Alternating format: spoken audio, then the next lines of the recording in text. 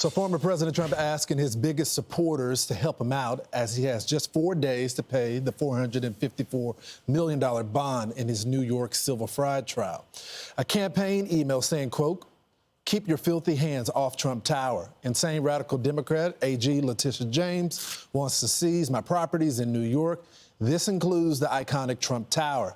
As New York State Attorney General, Letitia James threatens to seize his assets. Joining us now, the 5 co-hosts, Judge Jeanine Pirro. All right, so the president is now taking this to the people.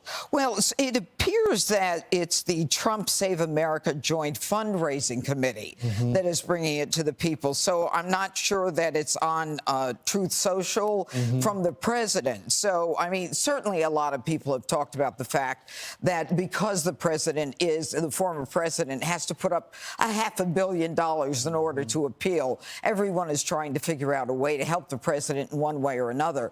The courts still haven't had the final say on this. There's still a possibility that the court may say, you know, this is an excessive fine under the 8th Amendment. Donald Trump should be able to appeal without putting that kind of money up. Judge, we had Ashley Merchant on. She's the Trump co-defendant lawyer. This is what she had to say yesterday. Watch. At this point, it's in excess, and there are a lot of people out there that are waiting for their day in court, and I think they should get their day in court. There's a lot of people in civil cases that cannot get trials until 2028. I mean, we're regularly getting trial dates for 2028, 2029. Why? Because the docket is being crowded with other cases. Other defendants are entitled to their day in court. So I just think at this point, we've got to look at the big picture and start to think about judicial economy and think about the rest of the American public that actually wants to get into the court system. So, Judge, it looks like they're more concerned about Donald Trump instead of the rampant crime and all the other stuff that they should be caring about? Yeah, well, I mean, just look at the world we're living in. I mean, we've got Letitia James going after Donald Trump. There's crime all over New York City. There's all kinds of cases that she can bring. But, you know, the ordinary New Yorker, the ordinary American doesn't matter anymore. It's all about lawfare. It's all about going after Republicans as candidates. So, Judge, I learned some yesterday, and you've been prosecuting cases for a while, but apparently, according to AOC, RICO is not a crime. Let's play it. What is the crime, sir? Specifically. You asked me to answer the question. I answered the question. No. RICO, you're obviously not familiar with. Corruption Excuse me, sir. Excuse me, sir. Excuse me, sir. RICO is not a crime. It is a category.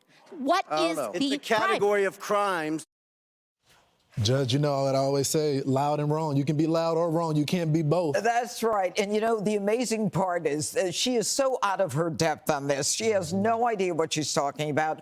Ideology is taking over her common sense. She's embarrassing herself. RICO is a crime, dear. It is a crime for which you face 20 years in prison. And the fact that she's trying to shut down Tony Bobulinski was trying to explain to her that it is a racketeering crime. And if that's the case, if RICO is not a crime, well, then it's time to open up the prisons for all those poor individuals who've been convicted of a non-crime and let them out. And it's time for Fannie Willis and Nathan Wade to get them back on that cabin that they never went to and to stop with Donald Trump. I mean, you know, she is so embarrassing herself here. It is a crime. Anyone knows it's a crime. It's a pattern of racketeering activity, and it clearly is, according to Bobulinski, covered by the Biden crime family. Clearly, she never sat in the Judge Jeanine Pirro courtroom. You got a new special coming out. Here's a little bit of it.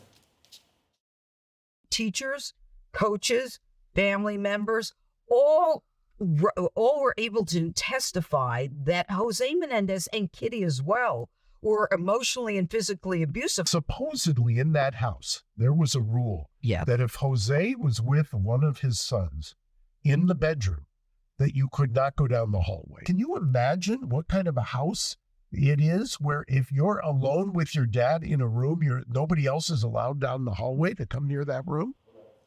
Judge, this is some sick stuff. Everybody remembers the Menendez case, the boys who killed their mother and father lying in wait. And we have this special coming out on Fox Nation. It's phenomenal. And I'll tell you, everyone thought it had to do with the money. The truth is now coming out. And the sad part about this is there was a judge on that case who would not allow evidence that so clearly is coming to the fore now that the boys were sexually molested. They were physically molested. You just heard Mark Garagos. I mean, this is a sad commentary on the justice system and the fact that a judge didn't allow these defendants to prove what they were experiencing. And it's horrible. And by the way, the father was the head of RCA Records at the time. And one of the Menudo brothers, one of the singers, I should say, accused him of rape as well. Unbelievable. There is a lot of reporting at exactly the time the crimes were A lot committed. to unpack, Judge. You can catch the special on Monday, the full thing. Thanks, Judge. I'm Steve Ducey. I'm Brian Kilmeade. And I'm Ainsley Earhart. And click here to subscribe to the Fox News YouTube page to catch our hottest interviews and most compelling analysis.